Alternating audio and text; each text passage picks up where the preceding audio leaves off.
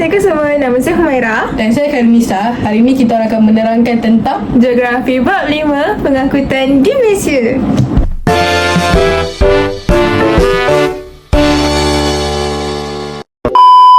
Pengangkutan kat Malaysia, kita ada 3 jenis, iaitu pengangkutan di udara, air dengan darat. Jadi antara ketiga-tiga pengangkutan tu, korang tahu tak mana satu yang bagi kesan paling minimum untuk alam sekitar? Korang tak tahu kan? Jom saya bagi tahu. Pengangkutan yang paling mesra untuk alam sekitar ialah pengangkutan darat. Contohnya kereta api elektrik, MRT dan LRT. Sebab apa tahu? Sebab dapat menampung ramai penumpang sekaligus. Lepas tu dapat melepaskan karbon yang lagi rendah bagi setiap penumpang. Dan lagi satu, dia dapat mengurangkan kesesakan jalan raya. kenapa pengangkutan air dan udara tidak memberi kesan minimum terhadap alam sekitar. Sebab pengangkutan air, dia berisiko ketumpahan minyak daripada bot dengan feri untuk mencemarkan alam sekitar.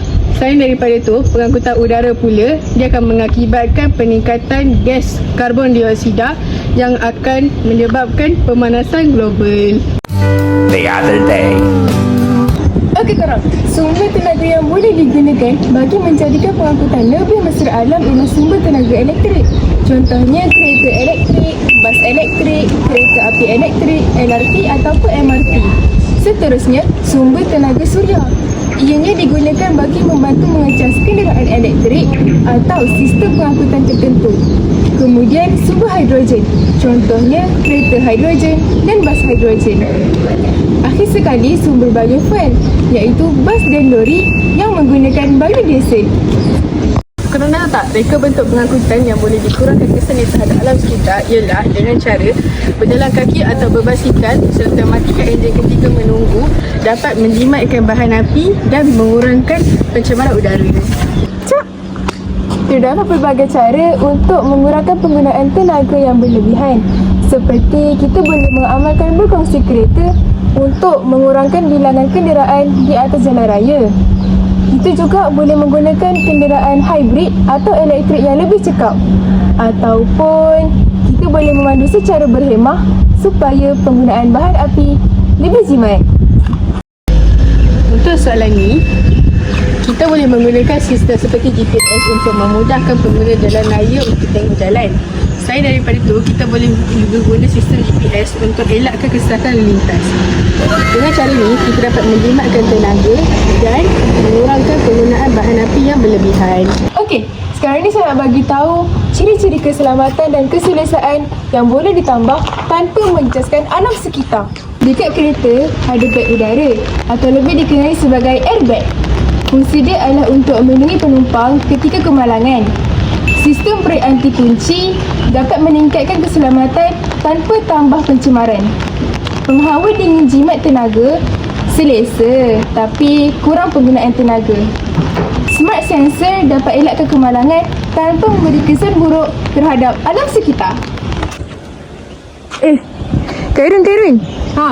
Macam mana bahan mesra alam boleh digunakan dalam pembinaan pengangkutan? Macam ni.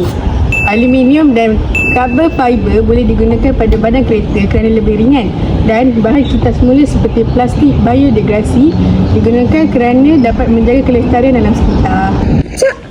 Korang pernah terfikir tak macam mana pengangkutan mesra alam dapat bagi manfaat dekat masyarakat? Korang tak pernah terfikir kan? Meh saya bagi tahu. Manfaat dia ialah kita dapat kurangkan pencemaran udara, dapat kurangkan masalah kesihatan, dapat kurangkan kesesakan lalu lintas dan persekitaran menjadi hijau dan selesa. So, itu je video daripada kita orang. Yang baik tu datang daripada Allah, Yang buruk tu datang daripada kami. so bye-bye.